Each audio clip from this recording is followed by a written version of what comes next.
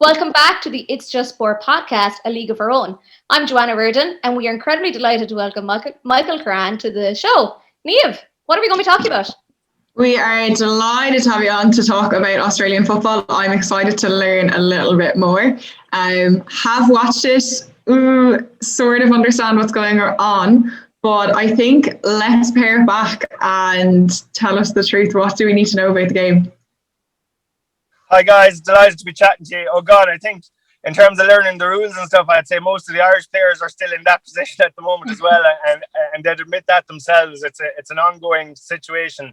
Look, it's fantastic. We have the games here on TG Car every Saturday evening, a full match, highlights every Monday night. So in terms of getting access to AFLW and seeing the Irish stars playing over there, it's never been easier to watch and see what's happening, and it's great.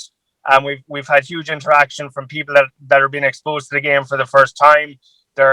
We've people getting in contact with us daily, asking how can they play, how can they get involved, what do they do what do they have to do if they want to look to play professionally in AFLW. So from that point of view, it's fantastic. Yeah, and look at it in terms of the technicalities of the game and the rules and all that. It's very complicated. So when you pair it back to basics, it's pretty much catch the ball, kick the ball, and don't get tackled would be how I'd break it down, It was like the time I was learning about cricket and Ed Joyce, the cricket captain, goes, "It's really fancy rounders." And I was like, "Oh, right. Okay. That explains it all." But, myself and Niamh were kind of curious because we were kind of saying, it's a bit like kind of rugby, GA, maybe some like basketball like thrown in. Like, what are like the key differences, I suppose, for the girls in AFLW? I suppose, yeah, look at it. And it's the same with all the different players in the AFLW teams at the moment. You've netballers, you've basketballers, you've soccer players, hockey players, you've the Irish girls. There's something for everybody, and there's transferable skills from every sport in terms of that. But like the basic skills that the Irish girls bring over is their elite fitness, obviously from LGFA, and that's been proven. The girls here train and operate at a very high standard level of fitness, and effectively are professionals. Like, we all know that, the amount of time to dedicate to training and everything. So they're professionals in every way except by name here at home. So when they get to go to Australia and they actually play professionally, they're able to take their game to another level. But your basic transferable skills are the hand pass and the kick pass and to catch the footy, which translates to the mark in Aussie rules. The trickiest bit to get used to really is the tackle, I think. Apart from getting into the rules and structures and positions, it's the tackle is the hardest thing to get used to, and that takes a bit of time. Just to prepare yourself, and for that 360 element of the game that you can be effectively tackled from everywhere. Even the rugby players, they're used to people coming front on against them in Aussie rules. It's a 360 game, and you have to have great awareness, and I suppose, and that's where your teammates come in. It's very much a team sport, and voice is an essential skill in Aussie rules, like just being able to talk, give information, tell someone where they are, how much time they've got, if someone is incoming, in split seconds, so people can make decisions. But yeah, the basic skills are there from the Irish girls going over, and it's just to try and adopt that to the game and to the setup and the structures. Talk to us a little bit about the actual pitch and the number of people on the team. Am I correct? Is there 18 players on each team? Or am I wrong? So it's actually 16 in AFLW. It's 18 in the men's game. So in AFLW, it's 16 players on a pitch by two. So you've got 32 bodies on the pitch at any one time. You've got 5 players on the interchange, bringing it to 21. And each team normally travels with 2 emergencies. That will bring it to 23. And each squad has approximately 30 players. So every week there'll be maybe 7 players that don't make the game day list. So again, that's something I always tend to highlight, is the fact that the Irish girls are getting games and getting named on teams is a huge achievement. Like, it is a professional environment. They're not being given games just because they've flown over there for 6 months. Like, they're earning their position on the team. But yeah, the pitch is huge. I suppose that's the other side of it. It's as wide as a GA pitch is long, I suppose, is the best way to describe it. So you're looking at like 120 meters wide by anywhere from 170 to 190 meters long, which is phenomenal. We've had some of the Irish AFL girls play with us on the Irish Banshees team or our Irish national team before they've gone to Australia, and that was one of the first things they've noticed. Like, we stood on a proper oval in London for the first time last October for the European Championships, and you literally can barely see the goals at the other side of the field. So like, that's why there's so much importance in terms of inside 50s and transitioning the ball to the forwards and basically get it out of your danger zone into their side of the field, because it's so difficult to go from one end of the ground to the other because it's literally massive, And then because of that, you also see some teams, you hear people talking about teams playing around the outside, which means teams like to play down along that boundary and out along those wings in that space. And you hear about teams trying to play down the middle or the corridor, which means they want to go directly down the center of the ground. But yeah, in terms of the logistics and the physical size of the ground, it's phenomenally big. There's a lot of bodies. There's a lot of rotations, I suppose, as well, which is the other thing that is very hard to get used to for the Irish players. So there's rolling substitutions or rotations as they're called. So, psychologically, even the Irish girls, if they don't start, if you're on the interchange, you're on the team, basically, or if you get taken off after 5 minutes, you could be on again after another minute or two. There's no such thing as, oh, I'm off, my game is done. And these are all actually, most of the time, they're pre-planned rotations. So the team might have said after 7 minutes, these 4 players are coming off, these 4 players are going on. So you kind of have to adjust your thinking to that as well, because you might be playing a stormer for 6 or 7 minutes and then you're suddenly off. And that's just because that was already rostered. It's not like you've done anything wrong. And then you have to be able to switch on to go back on again when needed and stuff. So there are some of the subtle differences as well.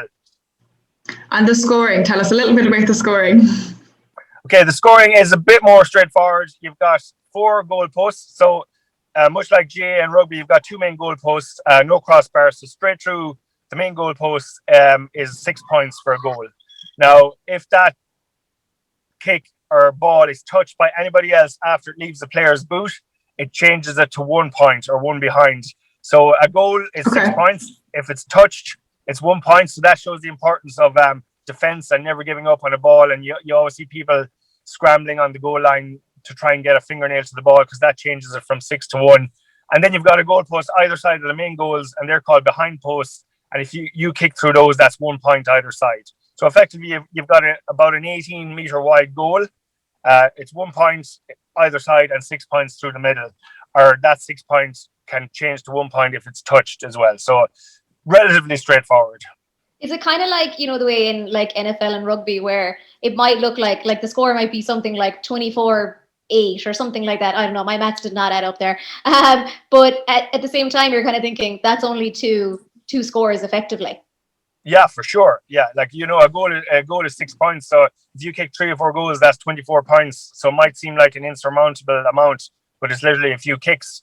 Or in reverse, take one of the games from last weekend, for example, you had Adelaide Crows playing Fremantle Dockers, and Adelaide kicked 1 goal, 7 behinds, and Fremantle kicked 7 goals, 1 behind. So they both had the same amount of shots on goal, with say 8 scoring shots, but because of the accuracy, there was a huge difference in points. It was like, I haven't done the maths on that. What's that? 1-7 is 13 to 7-1 is 43 or something, from having the same shots and goals. So again, that shows you the importance of accuracy in front of goals, and the importance of defense and trying to make sure it doesn't go through the big sticks for a 6. I think it's important for the mention of it that it's a different shape of ball for the Gaelic players. So we have a lot of people obviously leaving Ireland, going over to play Aussie rules, and then they have to kind of get used to a different shape ball. What is it like for them with that change? There, I've got one of them right here behind me if you can see it. Yeah, so you've got a Sharon, which is an oval shaped ball. So again, that takes a substantial bit of getting used to. Obviously, a lot of the girls will try and get some skill sessions in here in Ireland with myself or with AFL Ireland Women's before they go over, or for their first season, particularly if they're back in between seasons, they'll try and get some skills in when they're finished with the LGFA. But yeah, it's a totally different animal, I suppose. First of all, the shape, you've got to get used to it. It goes through the air, it flies through the air differently, it hits the ground differently. It's totally unpredictable. Even if you've got a perfect kick, and a perfect kick has the ball spinning top over tail, if that can hit the ground and it can bounce up at any trajectory. So you kind of have to adjust your reflexes to the pace of the ball and the speed of it and how it can come back off the ground and stuff. And a bit like other sports, the bounce can do you a huge favor, or it can totally expose you as well. So yeah, the basics are trying to get the kick right and get the handball right and being able to mark the ball. Generally, the girls are very good at marking the ball because catching is essentially the same skill, but it's to get the kick down and to get the hand pass down, and then everything else develops from there. But yeah, it certainly takes a bit of getting used to.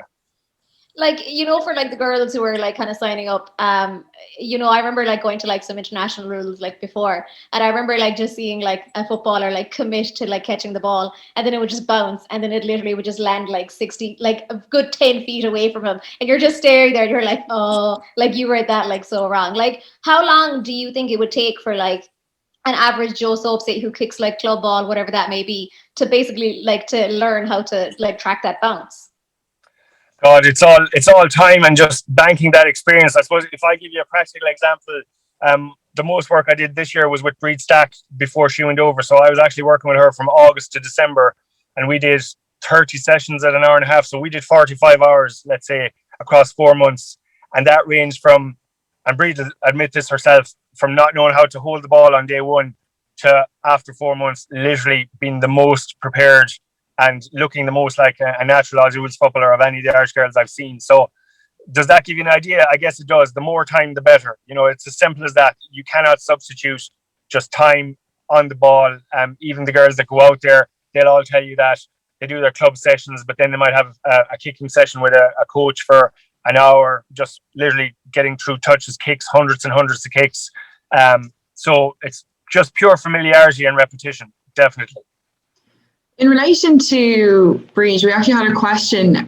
Obviously, she was very unlucky to get injured recently. And can you kind of describe to us, like, how different is it, say, with the physicality, moving from GA to play Aussie rules? Like, was she unlucky? Is it maybe, like, obviously it was like, first day out and she ended up in that situation. Like, do the Irish struggle with that shift going over if they're coming from GA and not having played in that scenario before, where there's so many players and getting tackles from all angles? And if you're talking about people coming from rugby, like, are people reading situations differently?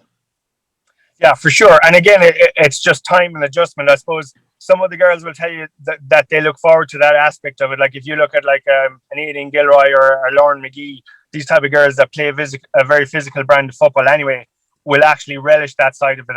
And the likes of Aileen at the moment is absolutely flying it.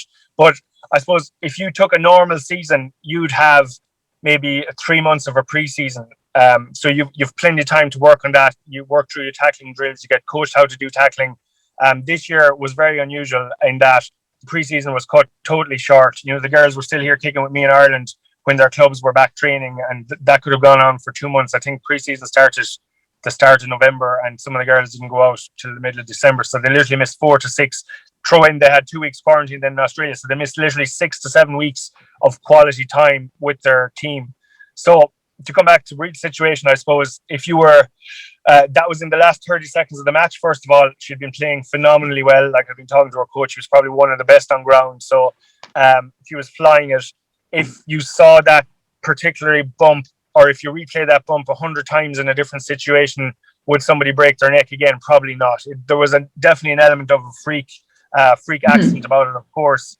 And it was horrendous and very unfortunate and very scary for Breed and family at the time. And thankfully, she's going to make a full recovery, and we've seen her actually kick her neck brace down the football pitch last week, which is brilliant. So, but yeah, again, it's like the basic skills. You simply have to put in the time and working on the tackling, working on technique. They'll have tackling coaches, tackling drills, specific sessions dedicated totally to tackling. And some of the girls will definitely love it more than others. But I suppose the common denominator is once everybody gets their first tackle out of their system. Like, I know we had Grace and Eve Kelly from West Coast play with us here in Ireland in the Irish Premiership for West Clare Wales before they went to Australia.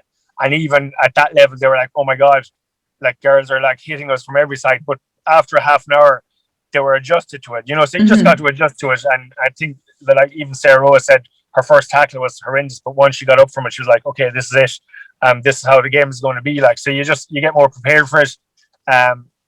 But again, it's game on game. The best advice I still give anybody is don't get tackled. So if you can avoid it, avoid it. But obviously, it's a key part of the game for sure. Yeah. Yeah, my brother always said, he was like, just get rid of the ball if you don't want to get touched. And also, don't be that sensitive full forward who just doesn't like to be touched and is only there to stand, catch and kick. He's like, don't be that person coming into AFLW. We've obviously, you've taught us obviously a good chunk about the game. I suppose we just wanted to know a little bit about your background and I suppose how you got into AFL. It's obviously, a different sport for people to get into. I know, like, my brother only got into it because he traveled to Sweden. So how did you manage to get involved? And can you talk to us about your journey in what you've done so far with AFL in Ireland and Europe? Yeah, sure. Okay. Well, my story goes back literally 20 years, I suppose, initially. And I was a student in Dublin. I fell in love with AFL. Very coincidentally, it was at the time in the late 90s when TG Carr were showing a weekly highlight show of the men's game. And that's where I saw it first. And I just got hooked and I loved it. And there was an opportunity. I saw an ad somewhere on Gumtree or similar to an Aussie was looking for someone to go for a kick with them in the Phoenix Park in Dublin. And I literally said, right, that's me. Like, I'd played Gaelic games at home in Clare, but I hadn't done anything since I went to college. And I went down and there was, I think, 3 or 4 was there the first day, 10 the next day, and we ended up having 40 players or something. And I was just hooked on it ever since. So I played myself for 8 years, was very lucky to represent Ireland as well, go to Australia for a few tournaments. Then I got into the admin side of it and the coaching side of it a little bit with the men's. And from, I suppose, 2017 on, I focused fully on AFLW and the women's game, and we established AFL Ireland Women's here at home to promote the game, govern the game of Aussie rules, provide opportunities for girls to play, and also that was parallel to the AFLW starting in Australia, and obviously exploring opportunities for the Irish players to go over. And I've been, I suppose, involved with most of the Irish players in one way or the other across the last 4 seasons as such. But yeah, so there's a few elements to it at the moment. We have the AFL Ireland Women's domestic competitions here at home. We have the opportunities for people to represent their country and play for Ireland at both university and international nines and full international level at the likes of the European Championships that you referenced there in Sweden, Joanne. And then we have the opportunities for the girls to go and play professionally in Australia. So we'd be doing some work in terms of talent ID events, scouting, combine, stuff like that, working with the AFL as well. In relation to the volume of teams, like, I know the men's setup has been around a bit longer, but how many teams are playing at the moment for the women's side? So in AFLW, there's 14 clubs at the moment. The full men's league is 18 sides. So there are 4 sides that have yet to enter AFLW. I think Sydney Swans, Hawthorn, Essendon, Port Adelaide. There's no finite date as of yet as to when that will happen. It's anticipated it will be kind of across 23, 24, 25 maybe. The game has progressed very quickly, I suppose a little too quickly. Some people might say the last expansion of 4 or 5 teams that came in last year, which included the likes of West Coast Eagles and Grace and Niamh Kelly going over, happened maybe 2 or 3 years earlier than was initially anticipated due to the success of the game, the attendance by the public. At the moment, if you were to look at it, you're probably seeing on the league ladder that all those new teams are struggling a little bit at the bottom of the table. So there's some debates over that. And every time there's an expansion, there's a little bit of a dilution of the pool, I suppose. Like, some clubs suffer a little bit. If you look at Brisbane Lions, when Gold Coast Suns came on board in Queensland last year, they maybe took 6 or 7 players from their list. So that obviously impacts some of the teams as well. So, but on the flip side of that, you've got a very fast developing younger game in Australia. You've got academies, you've got NAB leagues, under 16s, under 18s, and totally different even 4 years ago now. You've a lot of younger talent coming through in Australia, and like superstars. You can see some of these girls like absolutely killing it. Maddie Perspakis at Carlton, Georgia Patricius at St Kilda, all of these girls, Elise Parker at Giants. These are all 18, 19-year-old girls, you know. So definitely it's going to go to an 18-team league at some stage, and at that stage then it would have to be, you would think, a fully professional league where the girls would have to play a full year round. Like, the dream is that every team plays every team, so they want to play 18 games the same as the men's. At the moment they're playing 9, so the season would effectively double, and that then would present, I suppose, some interesting scenarios in terms of the girls that want to keep playing here at home as well. So, but yeah, heading in the right direction, and will ultimately get to 18 teams across the next 2 or 3 years for sure, I'd say. I was kind of curious, like, in general, because I remember last year, I think the Irish Times, I basically like wrote about how successful like the Aussie rules is down there, especially like for women, and how it's grown like very quickly. Like, do you think that the AFLW is just kind of, it's a once in a lifetime kind of sport that will achieve that level of growth in terms of women's sports? Or do you think that their achievements and their success so far can be applied to a lot of women's sports, because they have been leading it for quite some time, like in terms of their newness and how quickly they've grown? Like you've talked about the expansion and things like that. So do you think they're, I'm not going to say like inspiring, but do you think it's a good template for other leagues to have? Oh yeah, for sure. And I think it just goes to show that if you put the structure in place, the plans in place, the investments in place, like for the first up to this season, for the first 4 years, there was no ticket price to attend an AFLW game, for example. But they got the crowds, and the naysayers might have said as soon as you started charging, the crowds were going to disappear. And this season, we have the first ticketed games, and albeit they're socially distanced, the games are all selling out their ticket allocations almost across the board. So that's huge. I think the public response to us has been huge. Of course, it's inspirational to the younger players. Coming back to our whole Can See, Can Be campaign here in Ireland, like if you can see the girls playing at that level, you've got all the young girls going along and watching, attending the games, watching online, watching on TV. And now for the first time, there's the structures in place for them to go and play. If you talk to some of the AFLW stars from Oz, they'll tell you that once they got to 12 years old, there was no option for them to play footy anymore, which is shocking. So now at least that's been righted, and there are the pathways and the avenues there. So yeah, for sure, that template can surely be an inspiration for other sports. And the success, I think if you provide the opportunities, the players will come and the public will get behind it. It's really interesting, and like especially the piece where like they're charging for games now, and they went with the model of not initially charging. In relation to say the professionalism, like were you saying earlier that the hope is that everyone will be full-time professional? Is that correct? I think it kind of has to be, Niamh. Like at the moment, it's semi-professional technically. Okay, for the Irish players that go over. When the Irish players go over, it's effectively a profession, because generally they're not allowed to do anything else with their visas anyway. So they're just either they're training their 18 hours a week or whatever that's on their contract, and the rest of the time they're recovering, they're chilling out, whatever.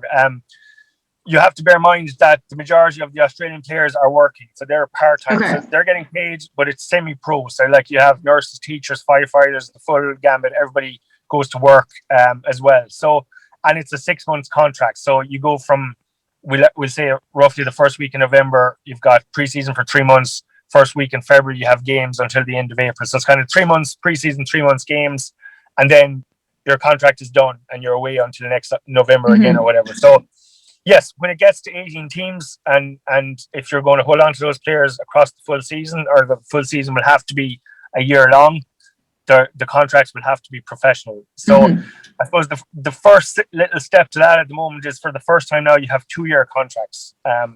I think that's relatively new this year, and I think the likes of Grace and Eve Kelly are on a 2-year contract, for example. So they already know they're definitely going back next year, and that's important to give players and girls a bit of stability and to be able to plan and stuff.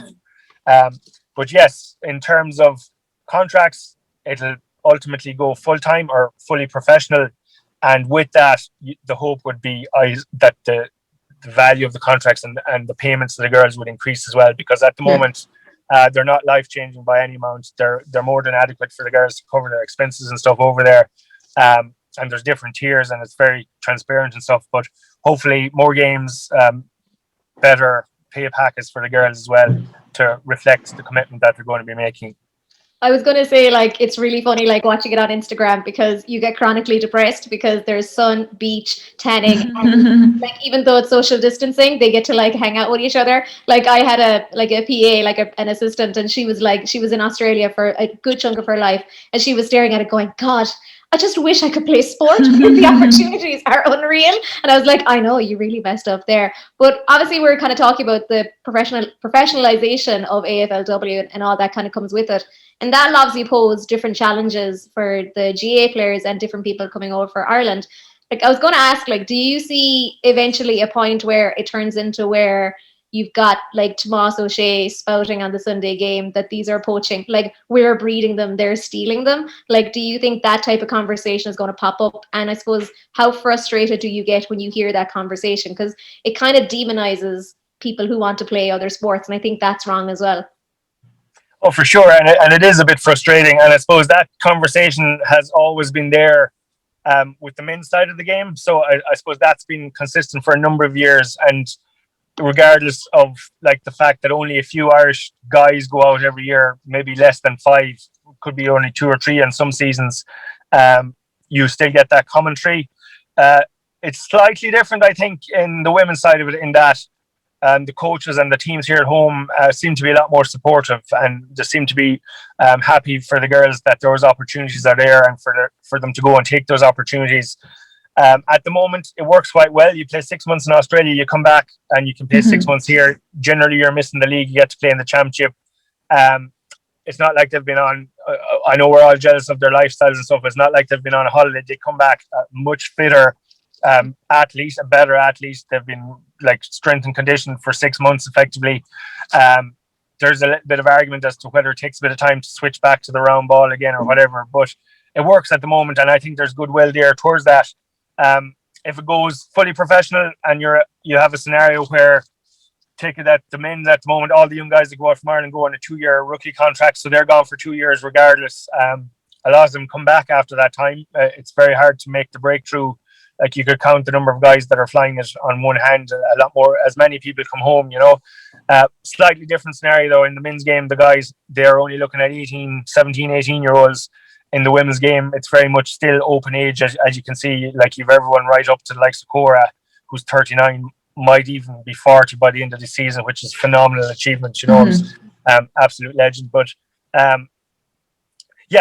to get back to the point, that conversation does frustrate me a little, because I think, firstly, I'm all about providing those life opportunities to the players, and the single biggest thing that everybody says when they come back, if you ask them what do they like the most about it, is the fact that they can play professionally. They're professional athletes, and that's the biggest reward for the players, and I think that should be supported as much as possible. Yeah, I think it's interesting, because the reason I was asking in relation to the contracts was actually, like, if Joanne is talking about could it be used as a model for other sports, and like, we're looking at rugby, where there are a few players that are semi-professional, a few countries that have full professional teams, and in Ireland it's you're putting up a team where they haven't got those professional opportunities against teams that are professional. So we're seeing that as a struggle for rugby at the moment, where we're actually doing quite well, but you can't take on the teams that are fully professional in the same way that you could if the Irish team was professional as well. So I think it's interesting, the development there, but you can't fault people for wanting to play sport professionally, and if they're given an opportunity elsewhere, they may take it. So if we're not giving the opportunity here in GAA, we will see people leave to go and seek that opportunity, and it's brilliant for people to be able to be paid for a sport they're good at, a sport they love, and they can literally live and breathe that sport. And we just don't offer it here at the moment. So I know if the opportunities continue to arise abroad, I think we will see more people leave. Like, why wouldn't they take the opportunity? It's difficult to see why someone would stay here. Yeah, and for sure. And look at I suppose, if the opportunity is there, you're going to take it. If you look at the girls playing here at home, in the majority of cases, they don't even get expenses. It's quite shocking, even compared to the men's. And I've been chatting to the girls, and some of the hours they put in on the road, like even Sarah Rowe up and down to Dublin 2 or 3 times a week to Mayo, Aileen Gilroy up to Mayo from Wexford. Endless hours driving at their own expense. Even that would be a stepping stone in the right direction. Like, not to mind anything else, but like, if the opportunity is there to play professionally, of course they're going to take it. And the other thing to follow on from the previous point, I don't think the floodgates are going to open at any stage. Like, to be honest, like, realistically, if there was a bit of a peak last season when those expansion teams came in, and we went from 5 players the previous season to 18 last year. This year we're down to 14, but only 2 players went over this year. So you had Lauren McGee and Breed Stack, and that's 11 All-Irelands and 4 All-Irelands. Like, the level of the player that's going to go over, like, is much higher now. Like, it's not a case of a player deciding I want to play AFLW and they can just walk straight into a squad. It's much more difficult than that. There will of course be opportunities, yeah, and we would hope to see a few more Irish players going over the next couple of years, and we're already working on a few of the players for next season and the season after. But I don't think at any stage, it hasn't happened with the men's, I don't think it's going to happen with the women's. You're not going to see floodgates opening. You're probably going to see it somewhere around 15 to 20, 25 max, even if there's a further expansion in a couple of years. And that might even lessen because, as I said earlier, the decision might be made for players if they know they have to go away for a full year or 2 years and they're going to miss GA. That might make the decision for some players. You know, they might say, oh no, they'd prefer to stay at home and play. Some might go, some might stay. So yeah, I don't begrudge anyone the opportunity to go and play professionally, be it for 6 months or the likes of Cora, who's into our 4th season, just goes over and back, because it's not going to be there forever. And until they're provided something similar here at home, why wouldn't they, as you say? Yeah. Niamh, if I decide to go to Australia, please don't begrudge me. If AFLW come knocking on my door looking for a limitless media advisor, I'm there. Like, we can still do the pod, no bother, but I'll be. Will you not take me with you? We can go to the sun together, like. You could be disguised as like my PA. We just end up having the Currane bands together. That's fine. That's fine. I'll take it. I'll take it. You can be the driver and bodyguard if we need someone as Yeah, I'm there. I'm there. No problem. Yeah. In relation to the setup in Ireland, for the women's teams, like how many teams are there here? And if someone wants to start playing, so obviously, you know, we expect that lots of people are going to listen to this that have never played or don't know how to get involved or, you know, would like to get involved. What do they need to do and what do they need to know? Okay, well, firstly, in terms of getting in contact, it's very straightforward. Just reach out to us at AFL Ireland Women's on Facebook, Instagram, Twitter. There's a WhatsApp on all the social medias as well. There's an email address. There's multiple ways to get in touch. We have had more and more people getting in touch since TG Carr started airing the games. We'd expect that will continue. And anyone that's listening to this, regardless of what level you're at, where you are, just drop us a message. And what we tend to do is we have teams all over the country, and varying from club teams to uni teams. We're now looking at doing academies for younger girls in the 14 to 18 age group, and hopefully starting something on that over the next couple of months. We're starting work with schools if we can ever get back into schools. There was a lot of plans that were supposed to kick into action in the last year, but COVID has put a postponement on that. So yeah, across all levels, I suppose, you can get out. And generally most of our events are centralized, which means all our teams go to one location on one day and we kind of play blitz format. And we'd start with basic coaching. We'd have a number of coaches there doing basic coaching of skills and rules. We coach in game. There's a high emphasis on fun and participation, just getting out and trying it. And as I say, at one of our events, you could have a couple of the AFLW girls from Australia. You could have a few girls that have played for Ireland. You could have a few of the county girls, a few interprovincial rugby girls. But you will also have just club GA girls, club rugby girls, girls that have never played team sports, and girls that are coming back to try a new team sport that might have played sports since they were an early teen or something like that. So we're open to everybody. We encourage everybody to come along and try it out. The competitions are set up to be involved and to have fun, get a little bit fitter, have a bit of fun, meet a new gang of people. One of our main competitions is kind of a development league, our Super Sevens, and then we have a slightly more serious premiership towards the second half of the year. So there's kind of a progression across the year as well. And yeah, we're more than happy to see anybody come out for a kick. Just get in touch with us, tell us where you are, and we'll tell you where the closest team is, or when we eventually get a bit of a calendar locked in, we'll tell you when the next event is on. Liam, you should definitely sign up. Like I was going to say, like you're we have to come down at some stage. Like you're obsessed with things that involve, like you're like rowing, like you're perfect. Like notice that none of those sports does anybody touch me. Okay, right? That's too fast. No. I actually, I had someone try to convince me to play it. I lived abroad for a while, and a friend of mine was playing. He was like, "She's definitely come down and meet the women's team." And then I saw a video of kind of a guide for dummies, like on the tackling and all that kind of stuff. And I was like, "Oh my god!" I was like, "Are you sure I'm big enough for this?" I was like, "I think I'd be squished." But I actually would love to come down and see it on what's going on and stuff. So when things are back up again, we will go down and have a look. What do you think, Joanne? Absolutely. Yeah, If yeah, we love you down. I've seen Mike play already. Like we've been hanging out like in Sweden, like back in the day when this was Yeah, a yeah, thing. Yeah. So like I'm definitely like signed up when it's back, like Cork Kerry when yeah. and like I'm definitely like I'll be there, no bods. Tell us about the going professional here. I know you're talking about it's not easy. But if somebody aspires, if someone is playing GA or they're not playing GA or whatever it is that they're doing, and they decide, actually, I would love to play Australian football professionally. Like this is what I like, whether they're 12 or they're 22 or whatever it is.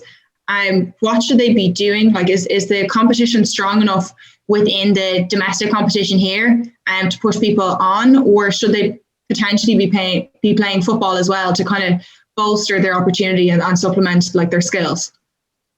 Yeah, for sure. We'll look at, I suppose, initially, I'd say the same thing anyway, that the older players, the county players at the moment that are interested in maybe seeing what's involved in playing AFLW, to get in touch with ourselves. We have our kind of elite wing. We are working with the clubs in Australia. We do have Talent ID events.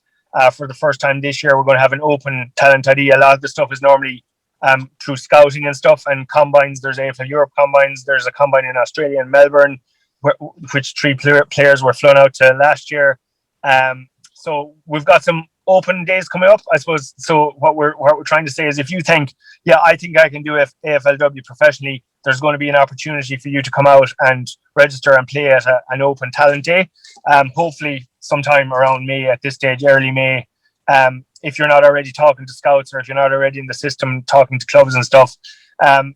If you're younger, and coincidentally, we have a lot of younger players now getting in touch with us, around 16, 17, girls are saying, oh, look, I'm playing county minor, I'm playing rugby. I love watching the Irish players on TV. What do I need to do to get involved?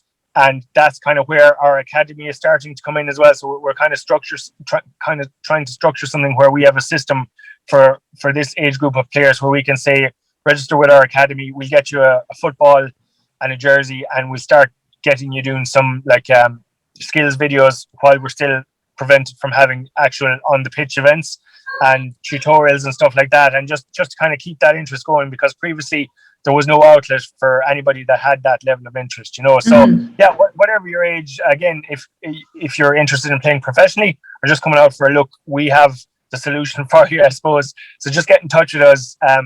Again, we've numerous people contacting us weekly now saying they'd like to see could they make it at AFLW. So we're going to try and these talent ID days where players will get tested. They'll do all the physiological testing to the AFL Women standards, like beep tests, sprints, vertical jumps, all that sort of stuff, skills videos, interviews, all that sort of stuff. That opportunity will be there for everybody. And like, you also then of course have some of the clubs who will scout players themselves individually as well going on in the background. So there's numerous opportunities and numerous different pathways, but wherever you are, just get in touch with us and we'll give you the best advice possible. Search out. In relation to the combine, explain to us exactly what it is, and then we want to know how the Irish players measure up.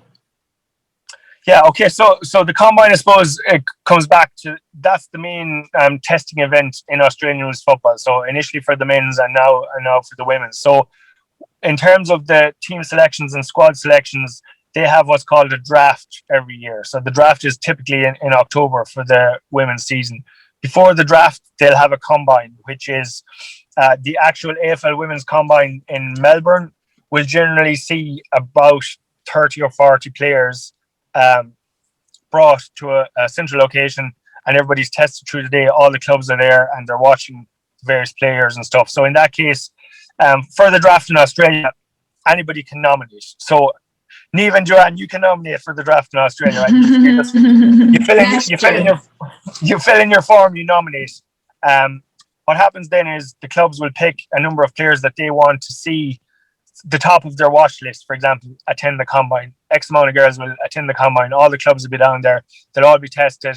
They'll do the physiological testing. They'll be interviewed. They'll be just observed across a kind of a weekend camp scenario. So last year, from the AFL sent over 3 of the girls from here. So we had Saoirse Noonan, Olivia Divley from Galway, and Vicky Wall from Meath. So in terms of the actual testing, the girls did phenomenally well. I think Olivia Divley broke the record for the 2K time trial, or one of the testing events anyway. Vicky Wall was like second in the 20-meter sprint. So yeah, they tested phenomenally well, and we know that's going to be the case. That's not a surprise. You know, even the Irish girls go over to the clubs. Sarah Rowe has broken the Collingwood 2K time trial record 2 years in a row. Orla Dwyer has broken it at Brisbane. There's no questioning the level athletically that the girls are at, and that goes without saying. So in terms of the testing scenarios, they tend to test very well. You know, last year then we had an AFL Europe Combine in UCD where we had 16 girls down, and again you had the likes of Sarah Houlihan from Kerry broke the beep test record. You had some of the girls doing very well in the sprinting. You know, so the girls are always going to test reasonably well. Lauren McGee was at that particular one. That's where she got scouted by Melbourne. So what are the events? So there's the 2K, there's a vertical jump. What else have we got? Generally, so we'd be on the track, we'd be doing the 2K time trial, we'd be doing a 20-meter sprint, and there's an agility test where you're kind of going through an obstacle course with 3 obstacles start to finish. There's the vertical jump. They're the principal ones. There's Okay. some other ones, they like pull-ups and stuff that the girls actually absolutely hate. But generally, they'll be your main tests, you know, and then it'll be that's very objective. You know, the AFL are huge on their stats, and there'll be kind of baselines as to if you were popping over that baseline, you'd really want to be looking at having an exceptional result in one test. Let's say you kind of have to stick your head above the parapet a bit to kind of get noticed. Now the girls will always do very well in those tests. But yeah, they generally be run off over a 2-day period. So the combine, we've had a combine here in Ireland. They have a combine in Melbourne. It's generally the same format all the time. Yeah, cool. Like I was going to say, like even the way it kind of describes, like I think if anyone is even minorly into NFL, like they'd kind of know, like that's kind of a similar like vibe to the whole thing. You know, it's like testing all your basic skills. You know, having like a mini, like I know in America they call it like a scrimmage and different things like that. But like I was kind of curious, and I know Niamh was as well, like, you know, AFL is obviously developing like quite a bit in Ireland. I know you were saying COVID has like scuppered some of your plans in terms of going into schools and your academies and various things that you're kind of doing.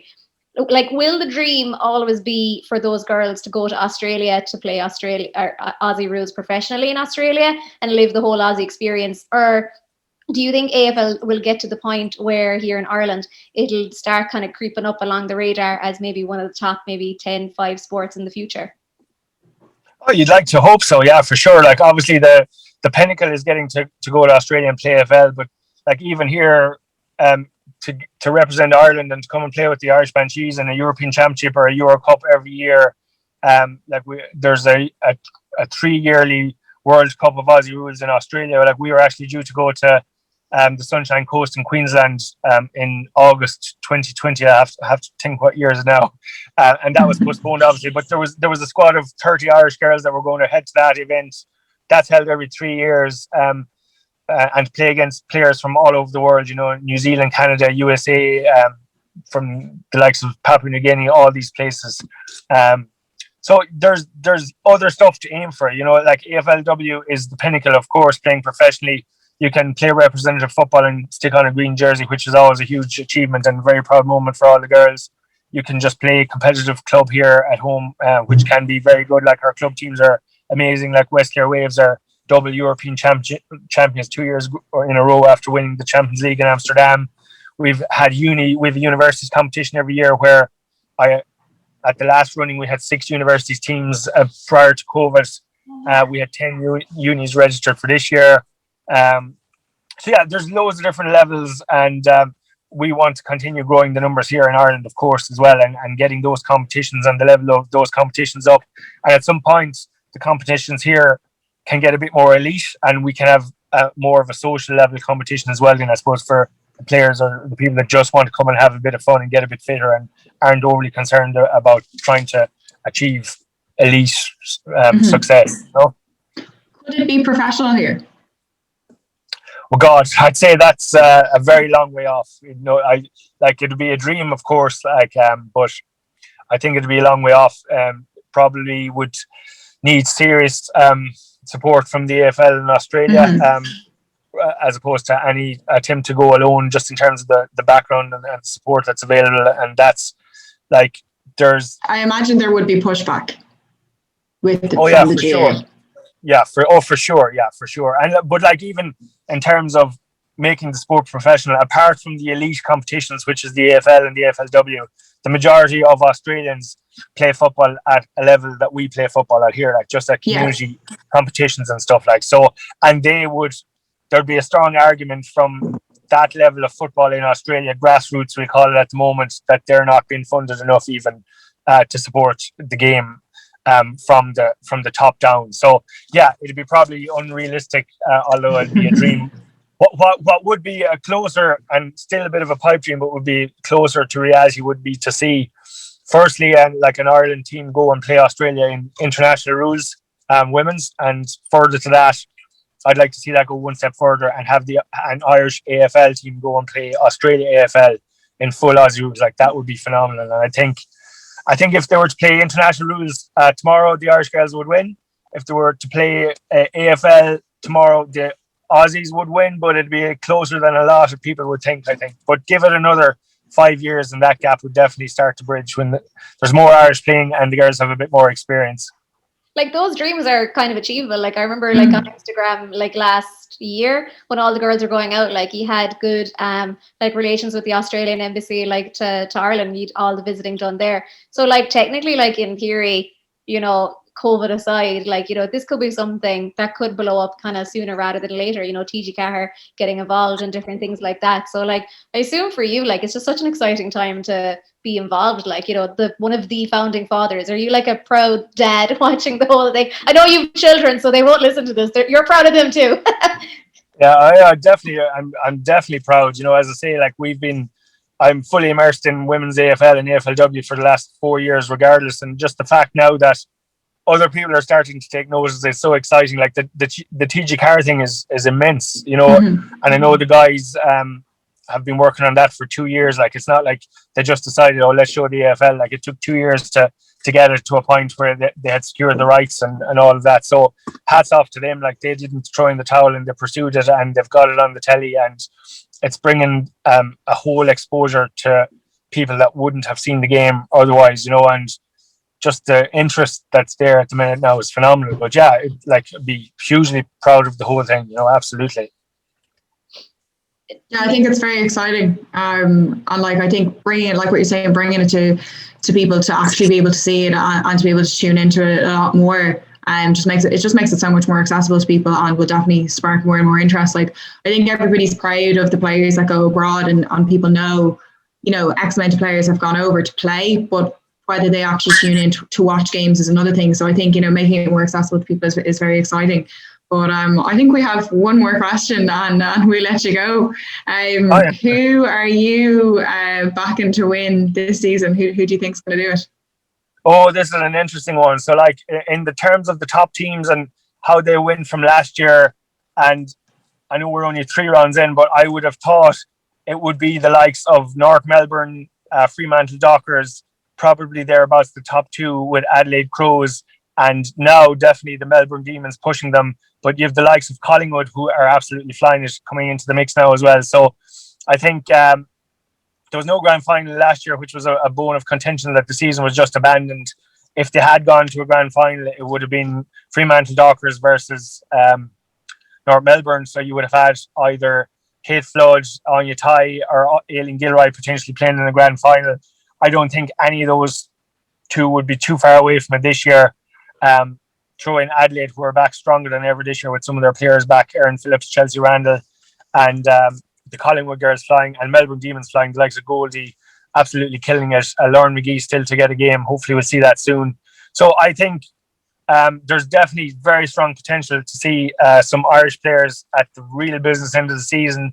I know Ailish Constantine is currently the only Irish player to have won a premiership, a huge achievement in its own right. Her premiership ring and medal actually sit very proudly in West Clare, and we had the Australian ambassador down visiting there before Christmas, and he got to see it. So I definitely think the Crows are still in with a chance. She might pick up another one, but Fremantle Dockers, hopefully we'll see Anya Tai back. She's currently rehabbing a second knee injury. a third overall. Very unfortunate. Melbourne Demons, Collingwood with Sarah Rowan and Aisling Sheridan, and the likes of the Giants with Cora and hopefully Breed back later will hopefully get to finals. At the moment, they probably don't look like they're going to trouble the top 2 or 3 teams, but there's certainly a long way to go. The top 6 teams will make the finals, and those top 3 or 4 are definitely going to be in the running, I think. Yeah, so Irish involvement all the way to the grand final for sure. Brilliant. We're excited to see it. Good backing.